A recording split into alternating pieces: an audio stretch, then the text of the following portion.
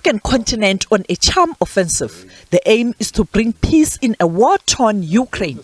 Since the war started in February last year, the United Nations has recorded almost 9,000 civilian deaths, while millions have fled the country. Africa has also felt the impact of the war in Ukraine. This has led to food insecurity and shortages of fertilizers. The African delegation presented what they call a 10-point plan. However, finger-pointing continues. As for the children are scared. We moved them out of the conflict zone, saving their lives and their health. This is what happened. Nobody was going to separate those kids from their families. We were moving out the entire orphanages, absolutely legally, because the managers of those orphanages were their legal guardians. We have never been against those children reuniting with their families. If their relatives showed up, there have never been any obstacles to that.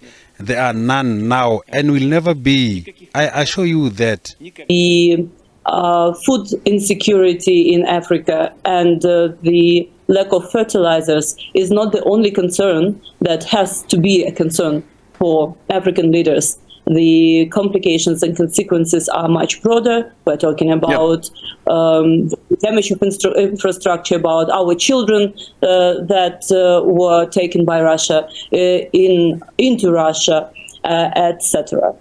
The former South African president supports a non-aligned stance taken by some African countries. If you look at the way we approach the solution of conflicts on the continent, it doesn't matter which country is involved. We always say, let's stop the guns firing and let's sit down. Then we can then discuss the causes of the war and so on in order to find a solution.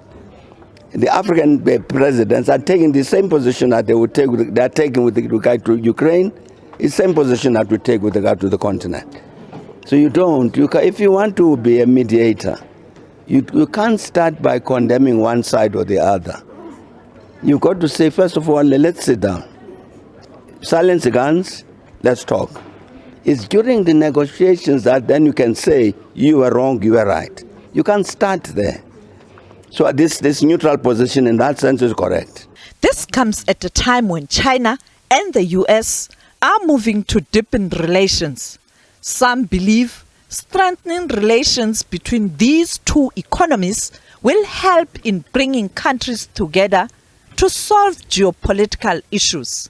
I'm worried because there's, for example, relation between China, USA is it's getting worse, and I think that those feelings we had last autumn when President Biden and President Xi met, that was a positive signal.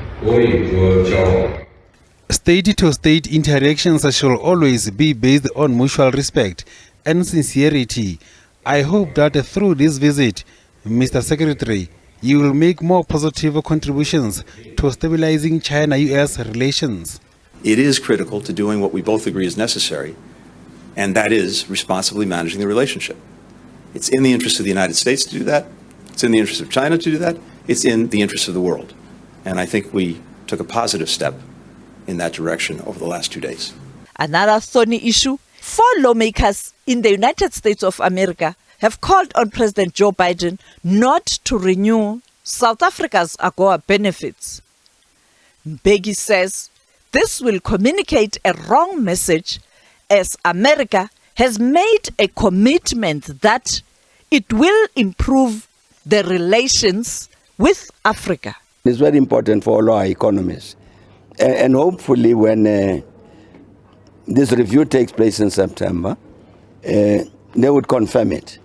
It's very important for the U.S., for instance, for the U.S. to communicate that it is interested in the development of the African continent. One of the important instruments for that development is AGOA.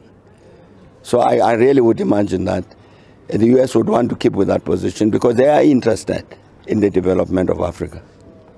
Geopolitical matters are going to dominate the talks during President Cyril Ramaphosa's meeting with the Prime Ministers of Denmark and the Netherlands.